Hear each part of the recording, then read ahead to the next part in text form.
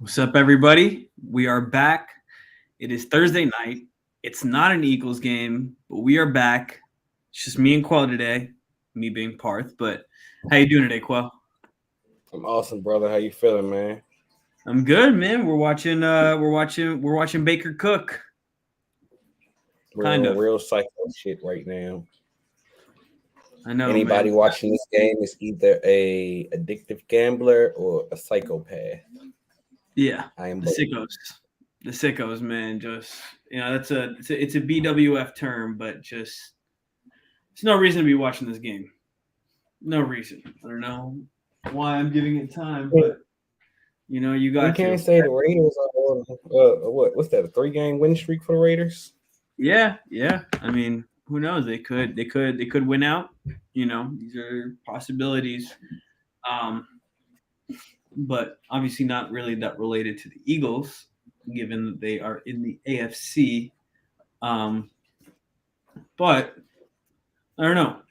This game just seems really tough, man. For Baker, you come in 2 days, right, of being on the team, not even like meeting everyone, being on the team. You probably got there. You probably had a day, a day and a half with the team, but they sent him the playbook while he was on the plane. I know a lot of us thought he was going to end up with the Niners, but you know He McVay ended can. up on the other side of the division. Exactly.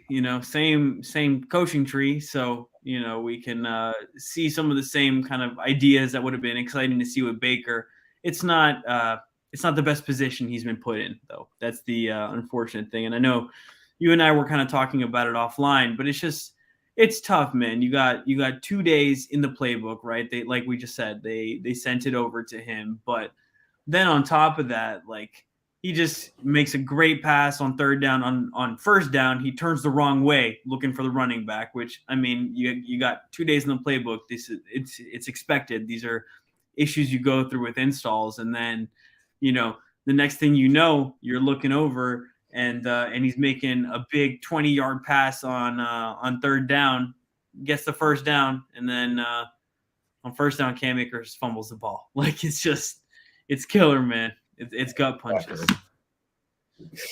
He just has terrible luck, man. Terrible luck. And you and I were speaking before we got on the pod, and you were saying how he was basically not set up for success tonight, man.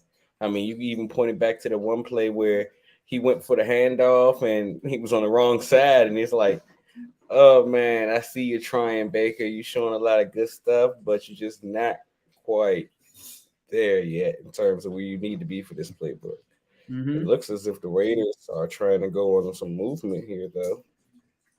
Absolutely, dude. It looks like they could get something going.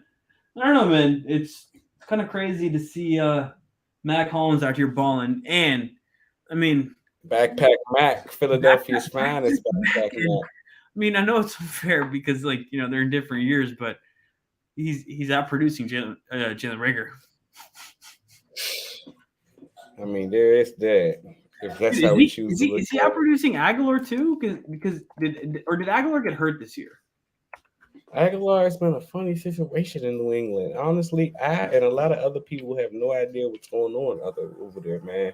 The All right. only wide receiver worth looking at or trusting in a Patriots jersey is Jacoby Myers, and he Mm-hmm. has to stay healthy. But I don't know. It's pretty strange whatever's going on in New England right now. I can tell you that.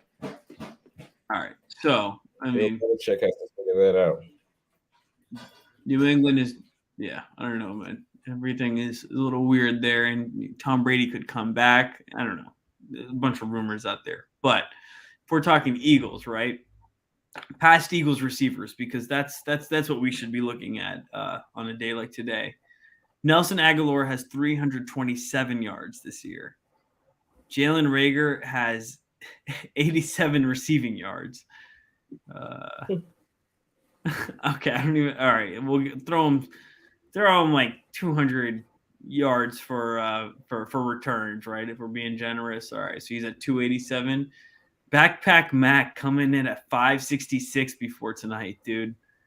Look at him. Why not? Walker's been balling between Hunter Renfro getting hurt and I just know. the oddness of Derek Carr and Josh McDaniels and the backwards. I don't know, man. The offense has just been backwards over there, man. You would think you got a good player, you would target him more, and then again, they have been over the last few weeks. But to start the season, guys like Backpack Mac were getting prominent targets, and we were looking like, what is okay? But like, they're still doing it, dude. I just watched a play call, which was a screen to Mac Hollins. Why are you having Devontae Adams like just block for Mac Hollins? It doesn't make sense. Use your best players. Josh McDaniels. I don't know. You know, I got a vendetta against Josh. All right. He ruined Tim Tebow. All right. Tim Tebow goes. Tim Tebow goes to Andy Reid. Tim Tebow goes to Andy Reid. He has 4 rings, and Andy never leaves Philly. Is the timeline off on that? You are a maniac. Oh, absolutely. No, and the timeline's not off. Yeah. Oh, yeah. He takes the reins from Michael Vick. Mwah. Left-hander to left-hander. Chef's kiss. Please sign me up. Oh, my God. Dude, Brady and Belichick would have nothing on Reed and Tebow. Mahomes? Maybe after Tebow just wanted to retire. Maybe. But Tebow would have to give him the reins. If Urban Meyer couldn't save Tebow's career, no one can. Urban Meyer tried to make him a tight end. Andy would have kept him at quarterback. Andy would have made him successful. Don't let this fool y'all, universe. I'm gonna be the first to admit I was a big Tebow guy. I was part of Tebow mania. I was Tebowing every time he scored touchdowns. I was a big Tebow guy. It's just Tebow did that to himself, man. Come on, man. Come on. No. History is done. Now it's time to revise it. All right. Revisionist history is what I specialize in. All right. We got to get some people in this live, man. Tweeting it out. Everyone up. Gotta get some points on this board. You're the Raiders. Yes, you do. And Derek Carr cannot be Derek Carr. So how do you feel about Derek Carr after this season? I mean, he's been up, he's been down, he's been really down, but he's in the midst of a really good spot right now. I still say rule number 1 is to never bet with the Raiders, but I'm breaking that rule tonight. What do I think? Nothing different. I think this season has just been the epitome, or just like a nice, little look into Derek Carr's career, man. Like this is just like, this is what he's been like. Exactly, Chris. I think you're exactly right. I think, but they have to, he has a no trade clause, so that goes into things. But this is Derek Carr, and if they want to take things to the next level, I don't know, man. I don't know how you can keep paying him all the money that they're paying him and keep expecting to succeed. He's getting paid, like $5 million more than Jimmy Garoppolo, because I listened to this really good conversation. Like, who would you rather have, Jimmy or Derek? And the difference really is kind of negligible, man, at this point. Like, your ending position in the season, it's not like, much changes. And arguably, Jimmy has gotten farther. Now, obviously, a lot of that is scheming and situation. But, the fact of the matter is these are not quarterbacks that you can really depend on by any means. So it just depend on to win you big games in big moments, because both of them just kind of have a tendency to shrink in those times. And so it's tough, but, we say, they might trade him, but I agree with you, Chris, but also I've also thought that, the Vikings would find some way to get off of Kirk's contract by this point. But, if you find competence, a lot of teams are not willing to move off of that, Definitely. And I was just about to get into a little bit of that myself. Where, I mean, yeah, you could trade him. You could try to trade him, but if you're the Raiders at this point, especially sitting at 5-7, possible 6-7 after tonight, 4-game win streak, you're more worried about a possible playoff appearance than who your next quarterback will be. And I mean, generally, if you aren't in a position to draft one of the guys at or near the top of the draft, then you're kind of stuck with him at this point. Like like I said before we got on Parth, it's hard to find a quarterback in this league, Yeah. man. So teams go to every measure to try to make sure they get their hands on one. And with Derek Carr, while he may not be consistent at all, he is one of the better quarterbacks in this league, as proven by the last 3 games at minimum. But I mean, I don't necessarily think they would look to trade him. I mean, of course, I think every team would look to upgrade the quarterback Yeah. position if possible, but I don't necessarily think it's something that's like on the agenda heading into the offseason unless something significant pops up. Right. So that's what I was about to ask. Right. So McDaniels, um, Carr, how long do you give this duo? Right. They're not paired together. They didn't come in together, but they've kind of been paired together now. Right. Like, how long do you give the duo? Right. If they go into the playoffs and it's just they go in with momentum. Let's say they win out. Right. And with 10 wins. Right. Um, Right. and everything looks good. Everything looks great. First round of the playoffs, they just get blown out. Kind of similar to what happened with the Eagles last year, right? But in this situation, Derek Carr is not a first year starter. Derek Carr has been in the league for a good amount of time. Like, what do you do in that position? I mean, it's going to be a tough decision in general. Again, it all comes down to what the quarterback market looks like. Mm-hmm. But at the end of the day, what Josh McDaniels cannot afford to do and what he probably won't do is hitch himself to a quarterback that A wasn't his primary choice. It's not like he handpicked Derek Carr, but B has no pathway to success for him, basically. This year was supposed to be the test run to see exactly how successful these two could be together. And I mean, it's possible that we could see a second year with this unit, just like I think it's possible we could see a second year of Daniel Jones in New York. But that doesn't mean that that coaching staff is committed to this quarterback for the Right. long term, or they think that this is going to be my guy that I'm hedging out my future to. I get fired for this guy, basically. Okay, so good answer. I want to pivot and maybe give you a little bit tougher one. I saw this. I think it might have been NFL rumors or something, but like off-season landing spots or something like that. It was just this tweet, and the number one spot that they had was Lamar to the Dolphins, right? So Tua's been extremely successful this year, right? Like he's had bad games, but a lot of quarterbacks have bad games. But Tua's been able to do his thing this year and show a reason why he was a high draft pick. There's a lot of questions around him, and I think he's answered a lot of those questions.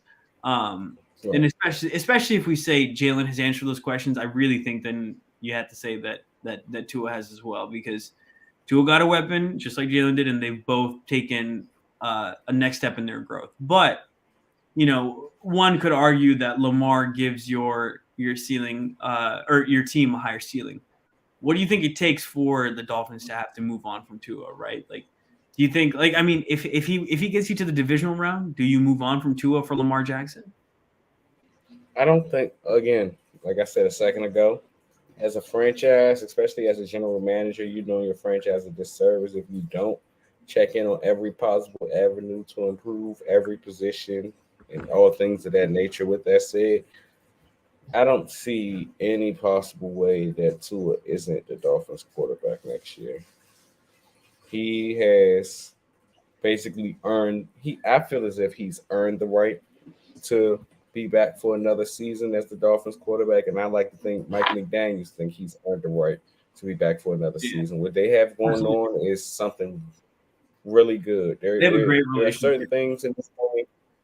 a great relationship, man. From the moment they met each other, from that first video that hit, It's where awesome. Mike McDaniel was talking to Tua from the jet, like you could tell, man, the relationship is pure. I don't know if you saw the video. I think it was from this past week where Mike McDaniel said he had a chance to watch some of Tua's high school tape, and he was like, "Dude, your technique was terrible." Like just making a hella joke with him, and I mean, just the relationship in general was fun to watch. But stuff like that, like a lot of what we say about Jalen and Sirianni, honestly, Mm-hmm. where So I was about to say, that relationship, the it's growth that they've symbiotic. shown from the Yeah, start to now is really hard to go against at this point.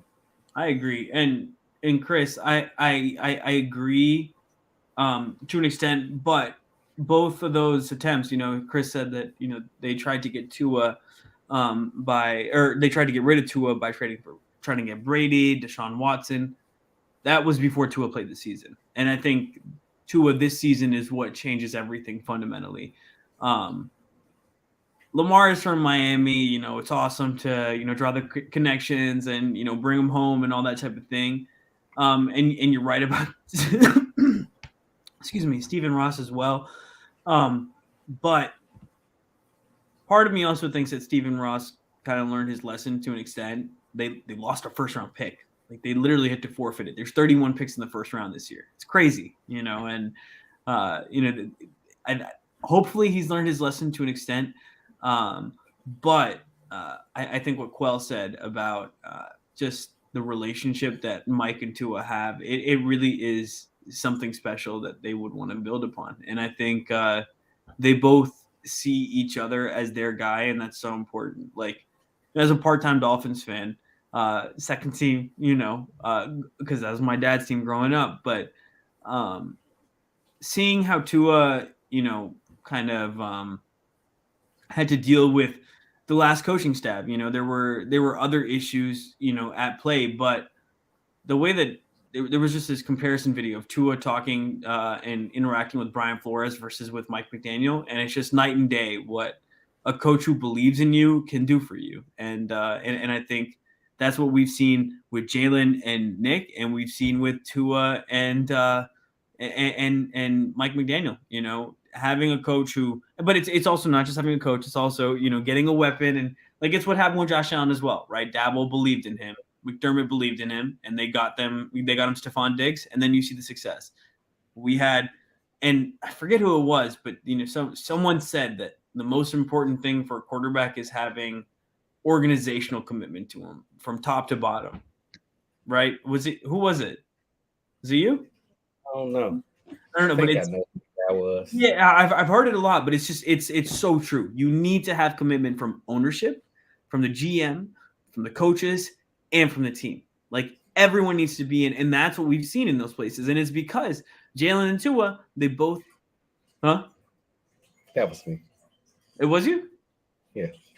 Yeah, man. I mean, Jalen and Tua. I mean, like, dude, they both came from Alabama. They both are great locker room guys. Like, they both won over their locker rooms. Like, can you imagine being in that locker room, dude? Like, to have two quarterbacks who you had one quarterback who got benched. He's still there helping lead the team. Tua was there. He took his spot. They're still leading together. They're both celebrating each other's success. Like, that type of thing is so rare. And that's why it really is no surprise that both of them are finding success because if you have the tools to an extent, but you have those other intangibles, it makes all the difference, especially when you can get that commitment and convince the organization to believe in you.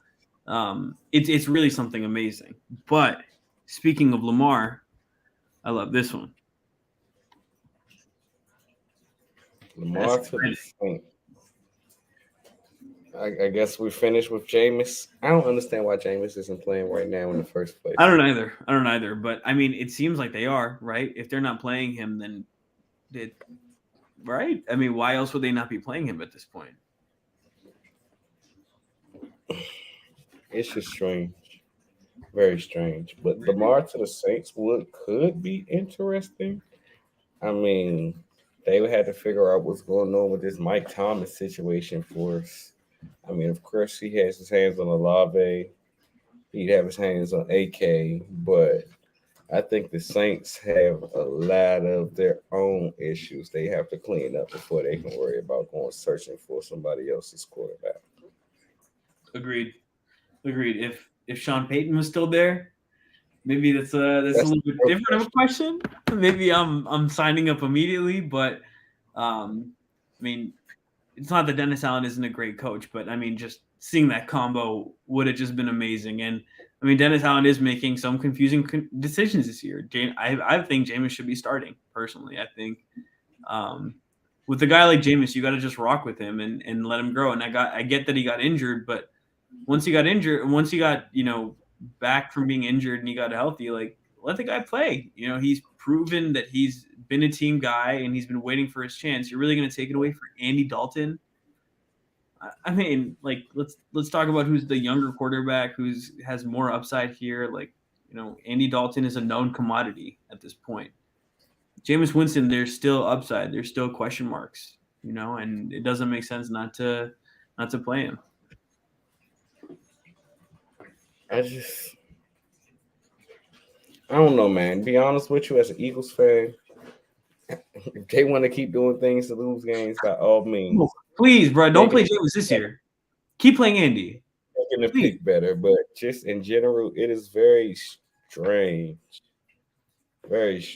exactly what is going on over there. I mean, I don't know if they think that Dalton gives them the best chance to win or what the case may be. I mean, of course, we see our fair share of the Taysom Hill show, but I don't know, man. It's just awkward, whatever the hell happened.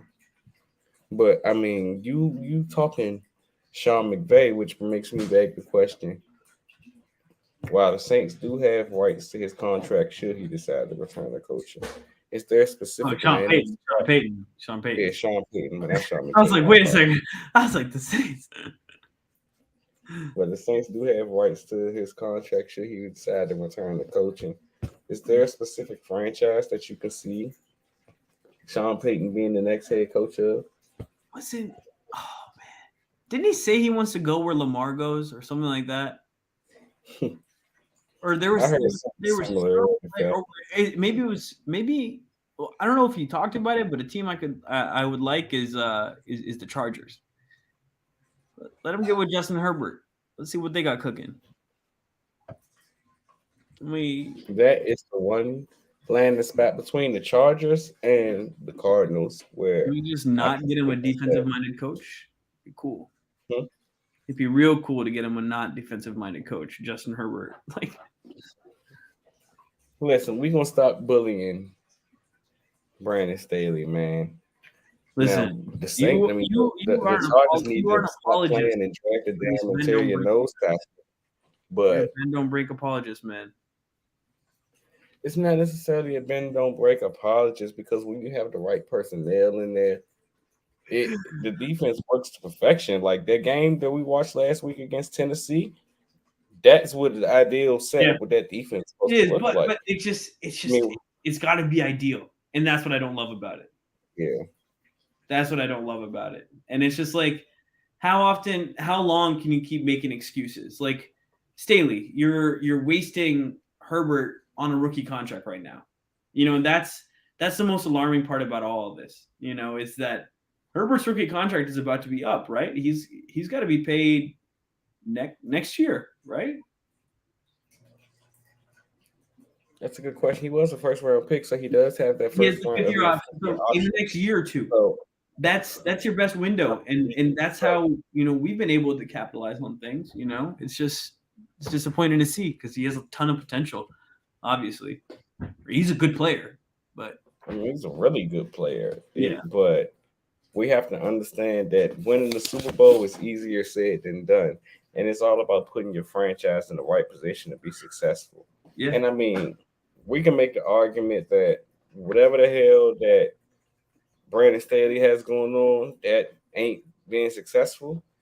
But at the same time, I mean, again, there are a lot of things that goes into this, particularly in the team building aspect. I like to think Brandon Staley almost has the perfect defense built. If this team would have took the time to draft for Jordan Davis, of course they couldn't.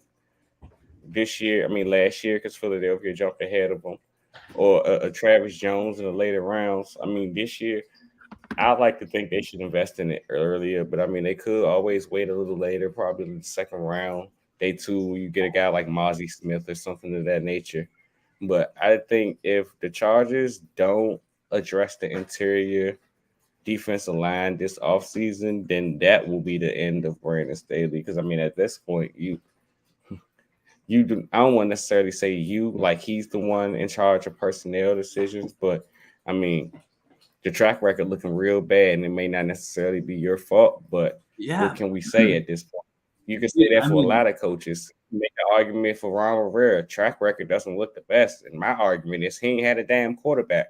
mhm. But I mean, hey, I mean, organizationally, I think you're right. I was literally just about to say, because you're talking about they need this D tackle in their defense, right?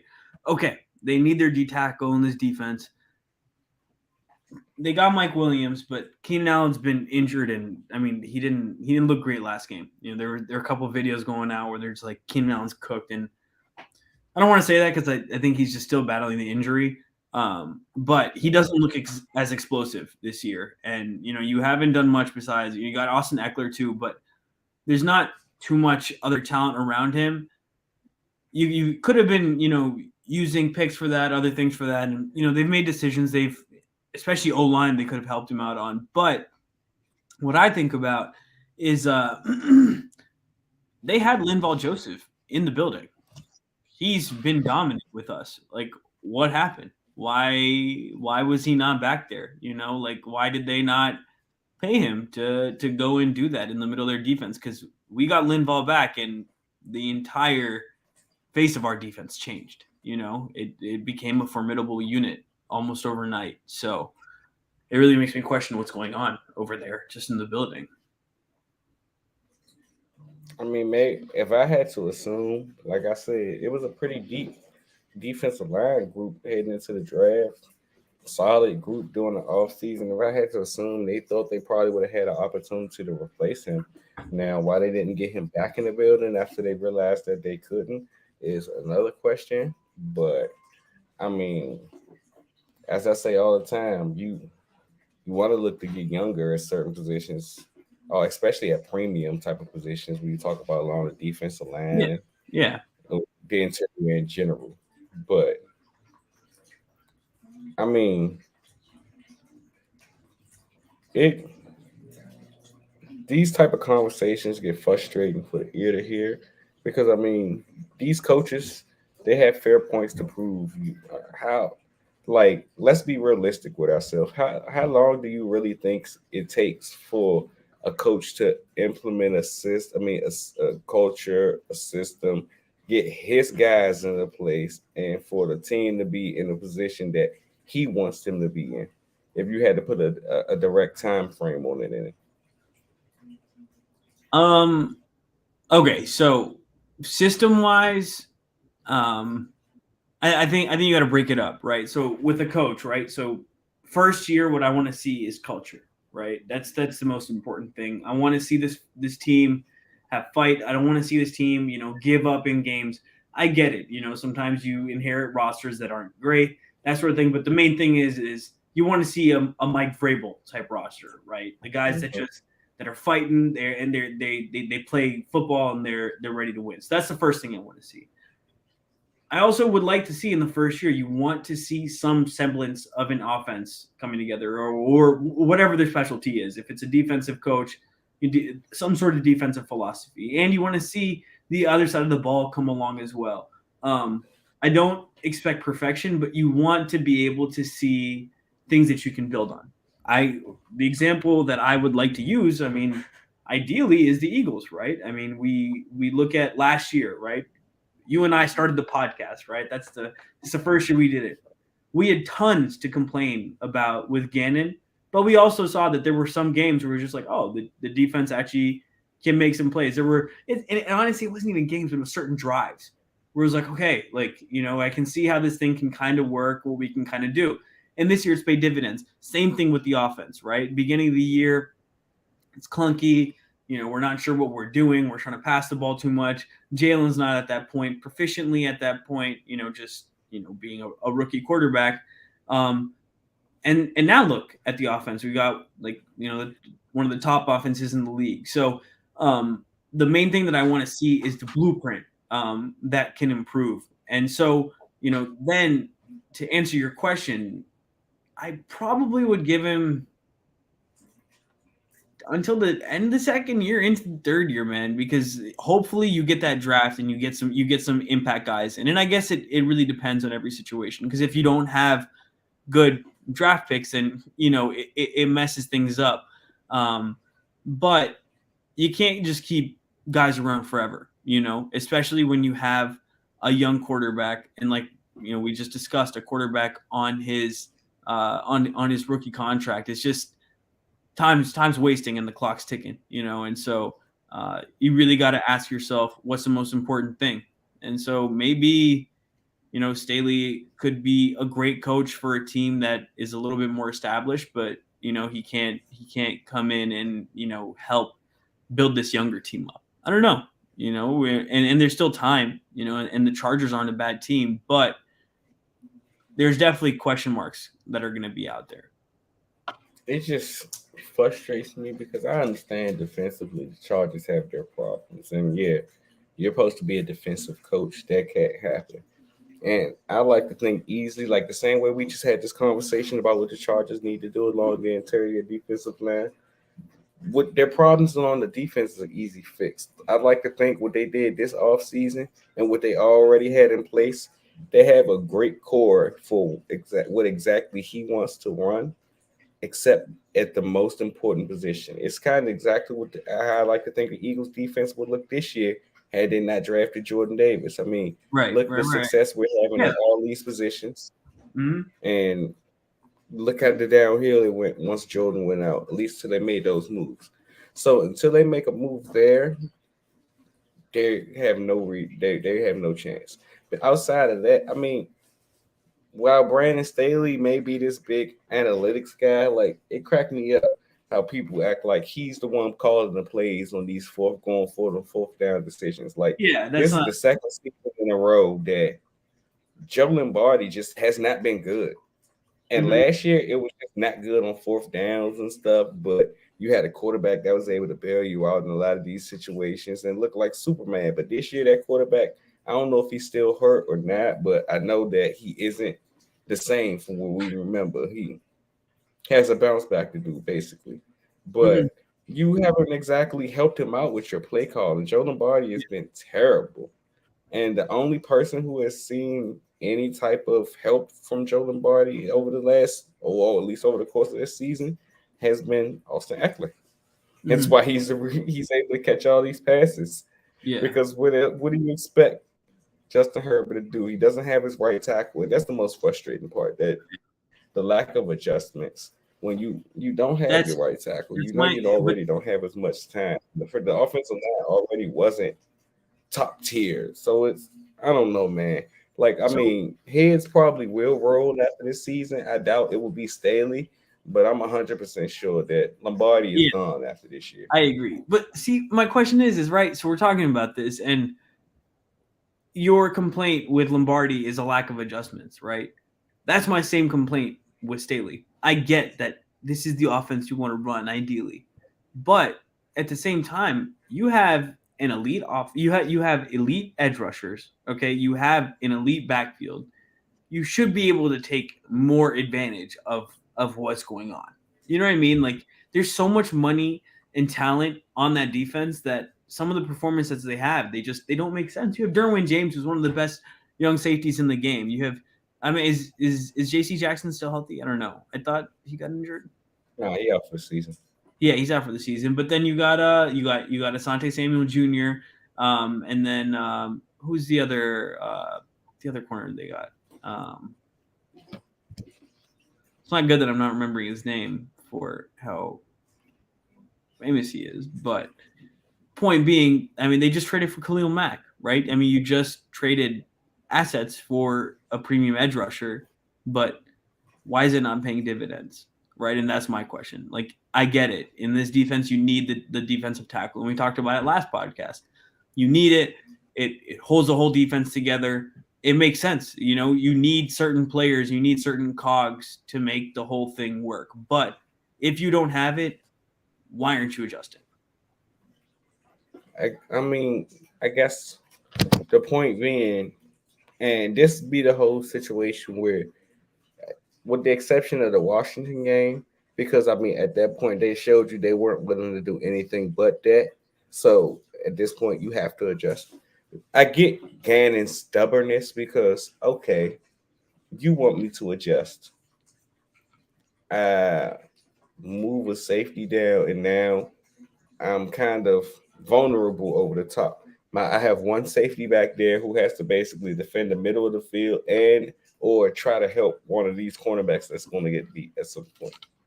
Because I mean, you can't cover for 6 or 7 seconds, and I mean, yeah, we got a solid pass rush, but if my whole team is sitting there worried that we about to get the ball ran on us because we can't stop the run, that makes you not rush with your ears pinned back. I mean, us as Eagles fans know that better than anybody. We have a very aggressive defensive line. But there was that course of 3 or 4 games throughout the season where that elite defensive line kind of, I don't want to say stagnated, but paused for a second because teams were committed to running the ball, and you can't be as aggressive rushing the passer and things of that nature when teams are running the ball. You got to stay in your lane, all of these things. So, I mean, it makes it hard for your edge rushers, all your great pass rushers you're supposed to have, that vaunted group, to be successful when teams are sitting here saying, okay, why would I drop back and pass when their pass rush is clearly better than mine? Their cornerback unit is supposed to be better than mine, even though J.C. Jackson was playing terrible before his season ended. He was playing really bad, actually. But their cornerback unit is supposed to be better than mine. Why am I going to wait? Their offense is high powered when healthy. Why am I going to waste my time trying to play in a shootout with this team? But I agree. I understand that an offensive coordinator would do that. That's natural, right? I mean, it makes sense, but why aren't you just adjusting at that point? Like, so for the Eagles, it makes sense, right? With the Washington game, Jordan Davis is out. There's a glaring hole weakness in our defense.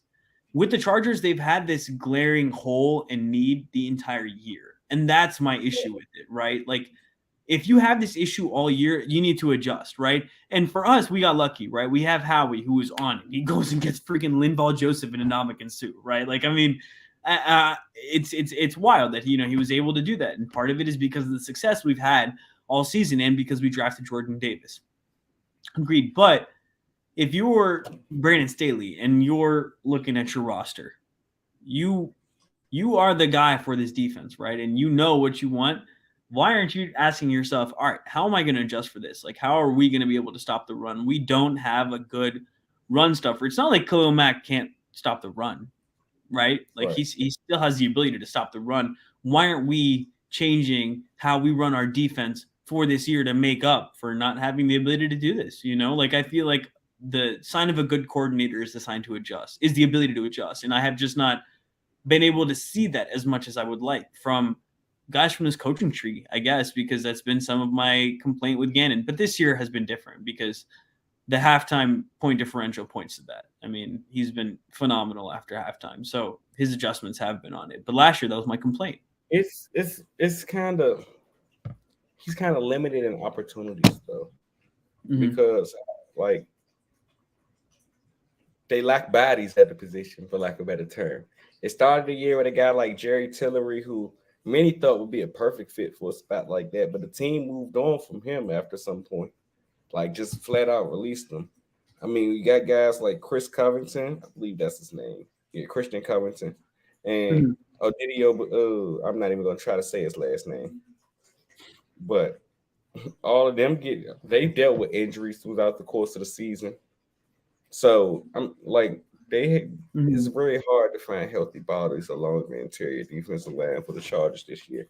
And it's not like they haven't tried to make adjustments. I mean, they had Austin Jackson, lost him for the season with a knee injury. They signed Tyler Davidson from the Browns practice squad, and they promoted David Moore from their practice squad. But again, if you're comparing them to Ndamukong Suh and Linval Joseph, clearly not enough in terms of the upgrade. But they've tried a bunch of different things. It's nothing seems to be working, and I honestly feel like what they're going through is the same thing the Eagles went. What they're going through now is the same thing the Eagles went through at the cornerback position for a long time before they acquired Darius Slay. If you're going to keep going through years trying to put band-aids over specific positions, and I mean, I don't want to call drafting players band-aids because sometimes you whiff on players. So I mean, you got to be. That's why, like the Cardinals, who may have drafted Josh Rosen in 1 year, but said, okay, we can tell he's not the guy, and then quickly got out and went and got Kyler. While those are strange, they don't necessarily prove to be a wrong franchise because you identified a mistake and you try to get out of it as fast as possible. Versus in this situation, I mean, basically there was not much they could do if you were the Chargers in this. Like drafting players, you tried that front, it didn't help.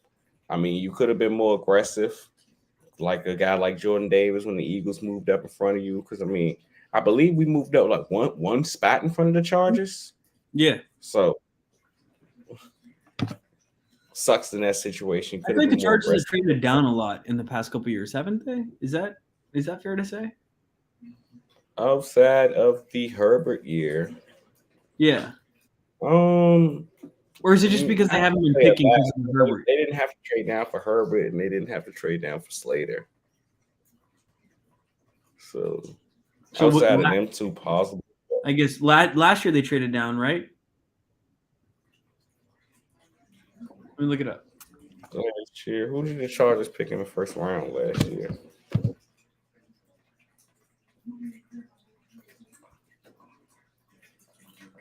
Okay.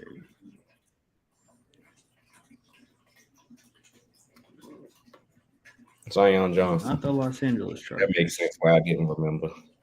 Offensive line has been terrible. And it's not even like Zion's been terrible, but as a unit, they've just not been. But they moved down from there. Yeah, they moved. Did they move down? They picked him at 17, though. We were like 14, no?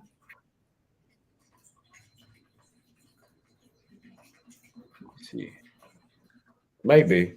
Because I think Hamilton went 14.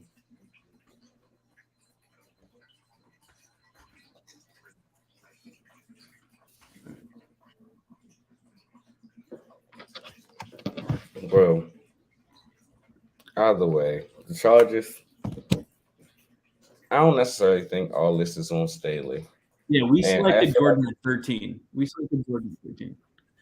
Say that again. Yeah, that's what I said. I think whatchamacallit went at 14. Kyle Hamilton, yeah. And then it was Kenyon Green with the Texans. And then Jahan. That's who went, yeah. But I just don't think it's fair. Yeah, we were at 18. We traded a coach after 2 years at the helm. It's not like he's proven to be some terrible coach or something. I mean, I think